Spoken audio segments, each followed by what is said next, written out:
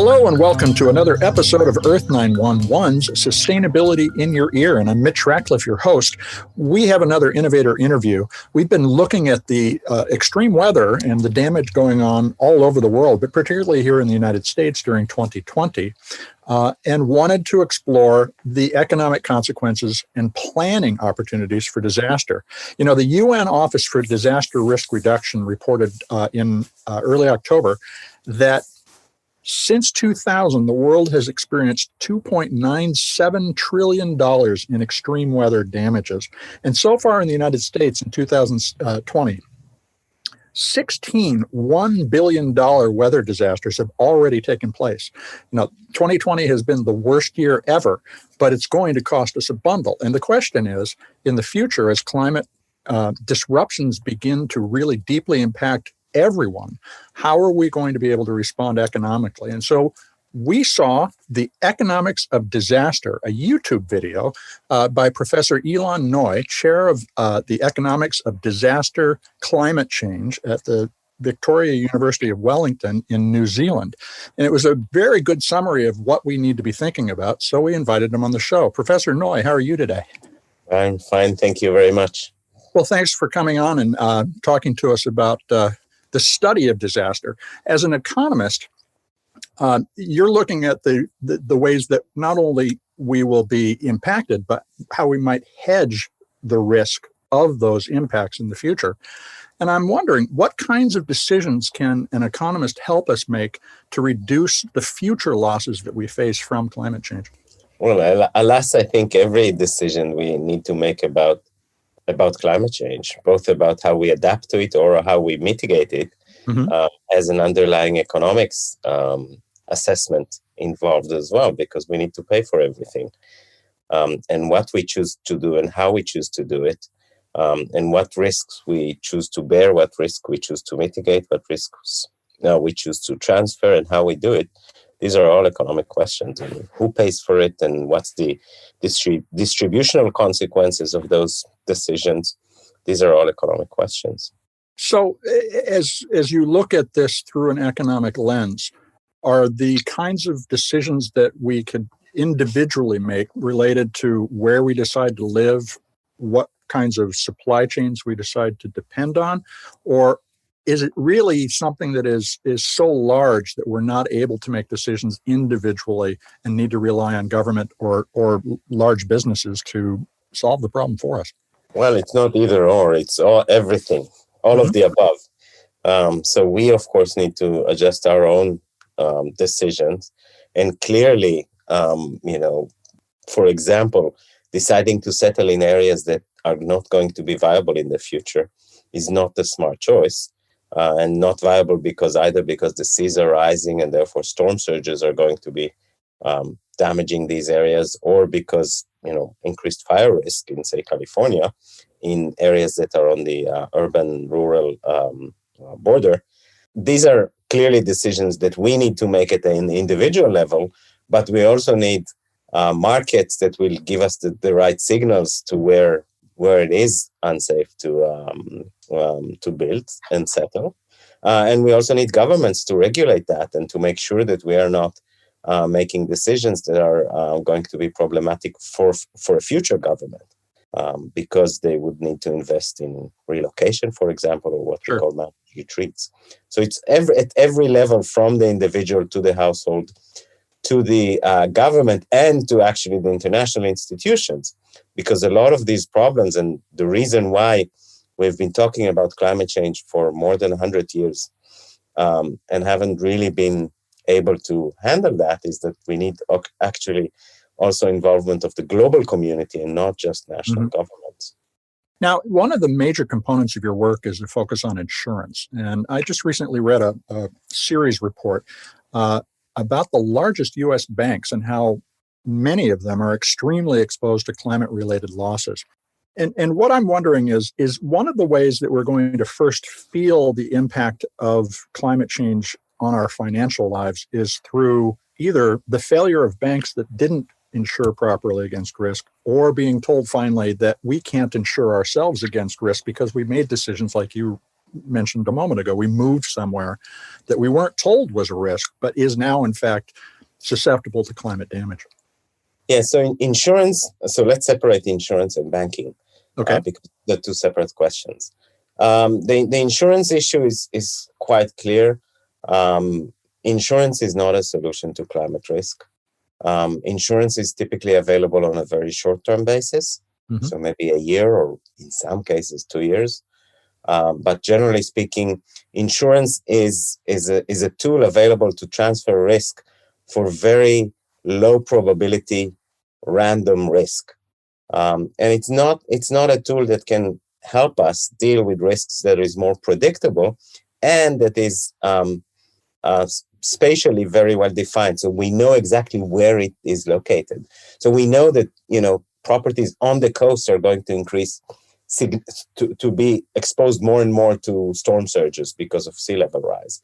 Insurance is not going to solve that, because insurance is going to always be way more, if it is priced properly, is going to be significantly become more and more prohibitively expensive for those properties, because the insurance companies can say, well, John is facing this risk and that risk is increasing, so we're increasing his premium. Right. But Mary, who lives, 2 miles inland, is not. So why, she's fine. So insurance is not really going to transfer risk unless government gets involved, like it recently did in California, where it prohibited the insurance companies from withdrawing cover for houses that are at very high risk of fires. But in that case, what we end up with is typically we end up in situations where the general population is subsidizing the building of typically high income, high value houses in very risky locations on the coasts and or in Malibu being an example. Yes. So the rest of California is financing Malibu or Marin County because they're paying for their insurance. And we see that with the National Flood Insurance Program in the US, where it's clearly a program of subsidies for rich people. Well, and with regard to the banks, I guess what I'm also gesturing at is the idea that they're going to transfer these losses to both their shareholders and potentially to their depositors if they default. And both of these represent vast, billions, trillions of dollars of equity that could evaporate as a result of poor planning on the bank's parts that we aren't currently able to look into transparently and understand whether or not they're really taking risks that are rational. Yes. So the banks is another issue that is interesting, because the banks' commitment to a specific location is long term, because they're lending. The mortgages are long term, 30 or sometimes even 40 years, while the insurance only has a commitment for 12 months.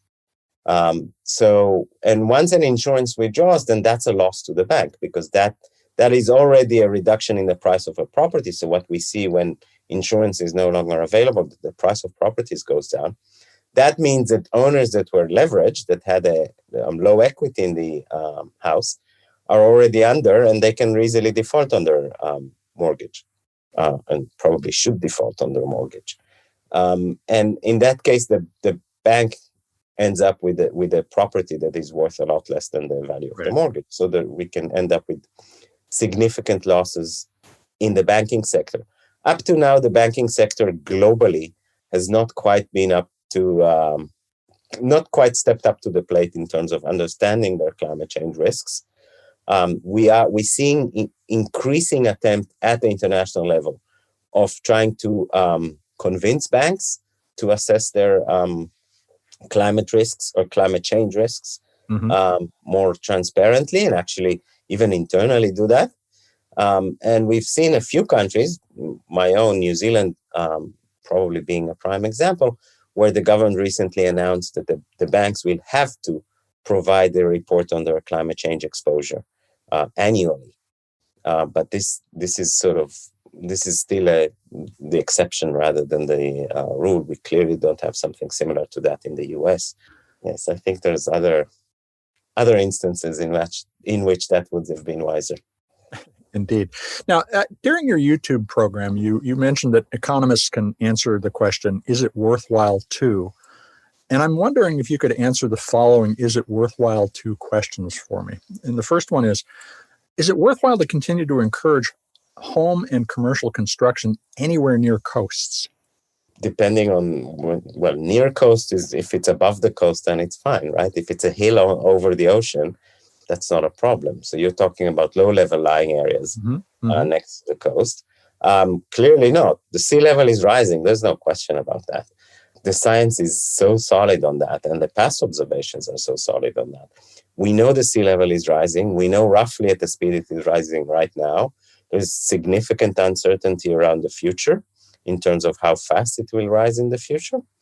And we need to take that into account. So building a settling on the coast means a commitment that is very, very long-term, because it is very difficult. Once you have established a community on the coast, it is very difficult to remove. So we've seen that, for example, in the US, FEMA has been trying for 30 or 40 years now to remove houses in which that are repeatedly flooded, and convince owners to resettle elsewhere so that they are not repeatedly flooded and not present a very high liability to the National Flood Insurance Program, which is funded by FEMA. And up to now, I think over 30 or odd years, they've managed to do that to 40,000 houses, which is frankly nothing. Given the scale of the problem, it's very difficult to and there's a lot of legal complications involved in trying to convince people to move from the coast. And there's, of course, a lot of loss of property and a loss of wealth associated with that. So if we don't want to experience that in the future, why build there in the first place? So the next question, is it worthwhile to continue to insure homes along endangered coastlines? And I guess I would also throw in the urban the suburban-rural boundary that we were speaking to about the wildfires earlier. Yeah, so first of all, when you say insure, that who is insuring? Is that the government or is that the private sector? Private sector, because those are the people who are making the decisions for the most part right now.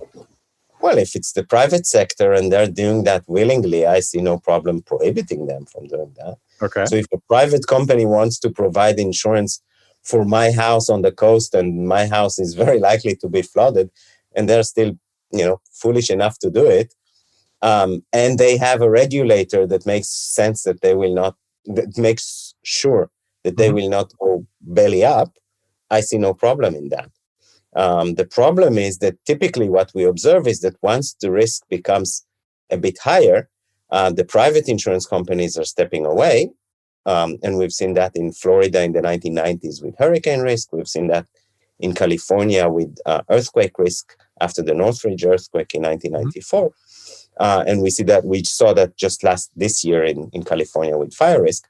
The private insurers step away, and then the government steps in and provides these either, in various ways. And in California and in Florida and with fire and earthquake, in each case, it was done somewhat differently, but it always ends up with some kind of a weird patchwork arrangement that ends up providing subsidized insurance to those at-risk properties. And that subsidized insurance is clearly the wrong way to go. Now, so you would not advise a government to continue to insure those people, and you would, to go back to the FEMA project we were talking about, encourage them to move with some form of subsidy for a new location. And just as an example, I would point to, I have a friend who just lost their third house in Santa Rosa. They have been able to rebuild or move into a new home because of their private insurance 3 times, and now they are out of a home again. Should we be encouraging them to move to another region? We should be encouraging them to move to an area with lower risk of fire. That seems to be an obvious answer. So I wouldn't necessarily argue for a blanket refusal by government to never provide insurance. So the circumstances are important. So if it is a low-income community on the coast that has been there for decades, and it's made of, say, fixed income retirees who have no financial ability to move elsewhere, then there is some sense to provide them insurance until it's no longer until there is a, say, for example, life safety issues, in which case the government should subsidize moving from the coast.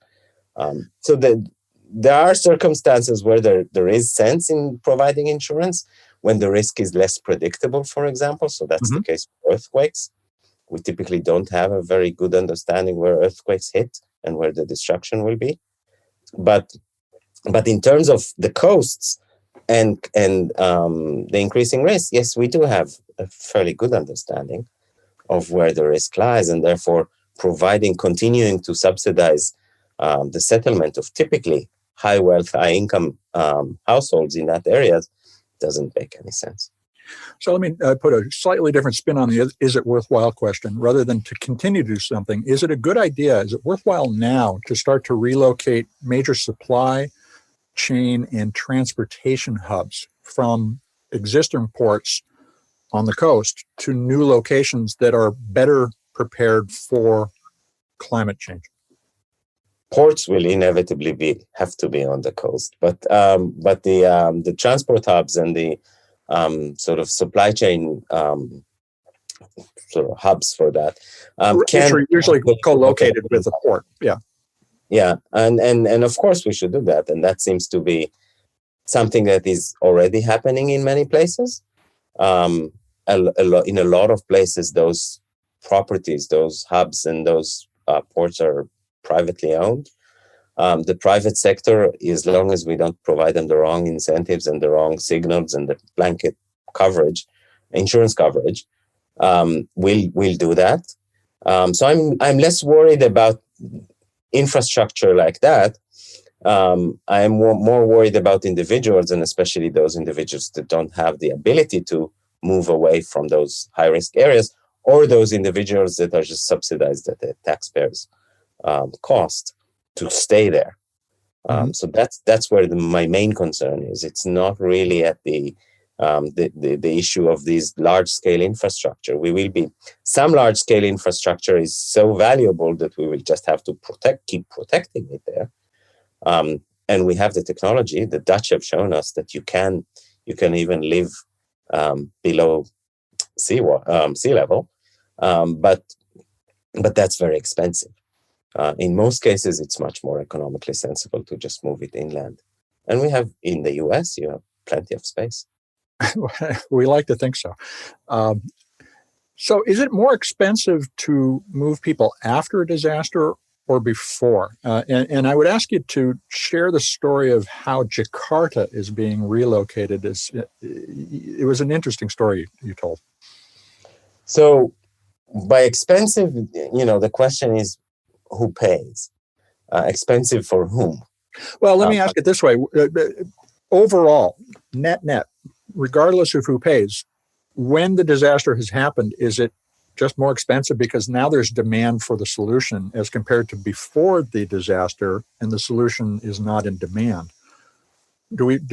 By waiting, do we raise the cost of this?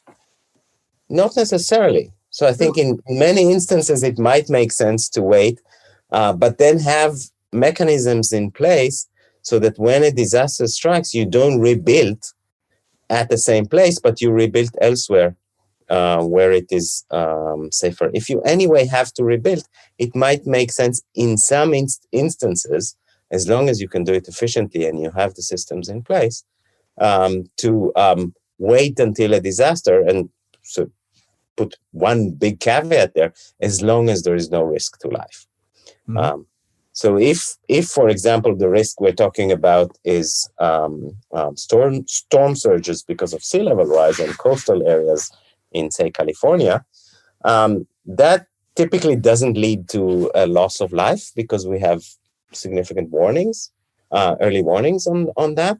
And therefore, I'm not concerned about risk to life. And therefore, I think in some instances, it would be good to say, you can stay in this location until the first time that your house is damaged, or until the wave reaches the front door, and then we will not cover your damages, but you will have to move. We will compensate you how much, that depends on the circumstances.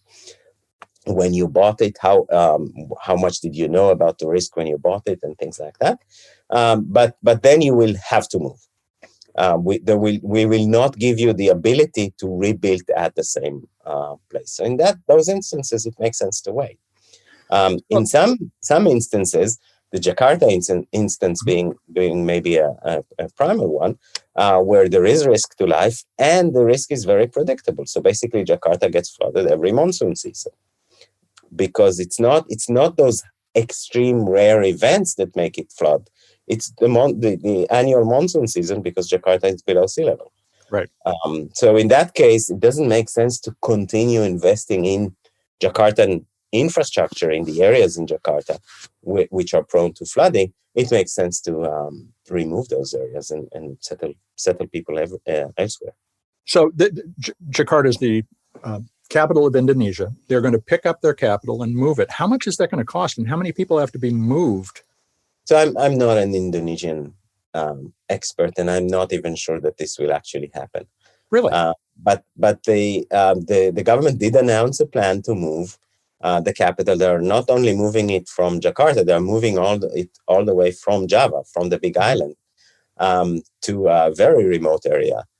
I think there's a lot of politics involved in that, rather than sort of an economic assessment of the wise thing to do, because if it was purely done on economic rationale, you wouldn't move it to another island. You would move it inland in Java. So Jakarta, I think, is a more complicated story. And also, you are moving the capital, so the government infrastructure, and you're not necessarily moving the whole city, because this is a megalopolis of, I don't exactly remember the population, but it's about 15 to 20 million people. You're not moving 15 to 20 million people. That's not the intention, and that's not feasible. Right. Under any stretch of under any government. So even the North Korean government would have been unable to move with their authoritarian style that kind of magnitude of a project. Indonesia, of course, being a democracy, is not going to do that. But the intention is to move the government infrastructure with the hope that will entail a significant movement of population that is associated with the government to that area. But whether that will happen or not, we're not sure. But the general sentiment of some areas are unviable long term, and some areas of Jakarta are clearly unviable long term, and we need to move them somewhere else. That's a general insight. So let me ask another long-term question, and in the form of the "is it worthwhile" notion.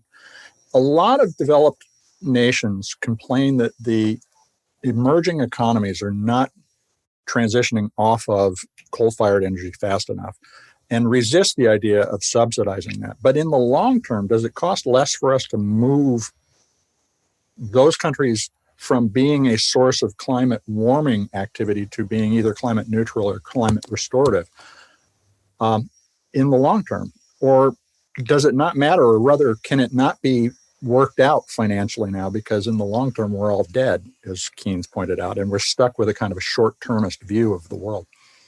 So I think there are many parts to your I apologize.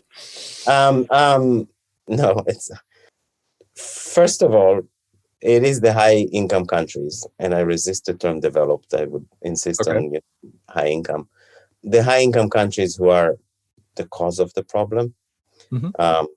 They are the ones that have emitted carbon dioxide and other greenhouse gases for the past 150 years. They got us here. They got us here. So they have to pay. We have to pay. So both you and I sit in those countries.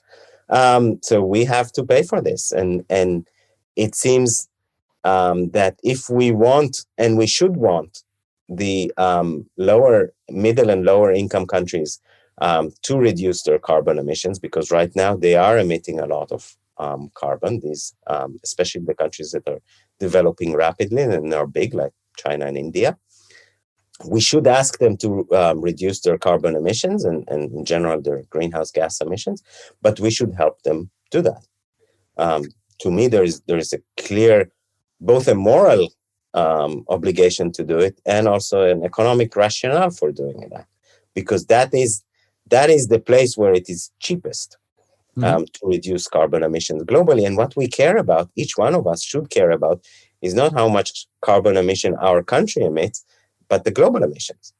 So from my perspective, if I can get lower, more reduced carbon by spending $10 on Indian development than on development in New Zealand, because those $10 will reduce carbon emissions more there than here, then I, as a New Zealander, should clearly pay for that to happen in India rather than in New Zealand.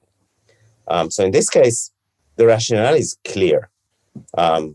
Yes, we should ask the low and middle income countries to reduce their carbon emissions, and yes, we should be helping them do that, and we should pay for it.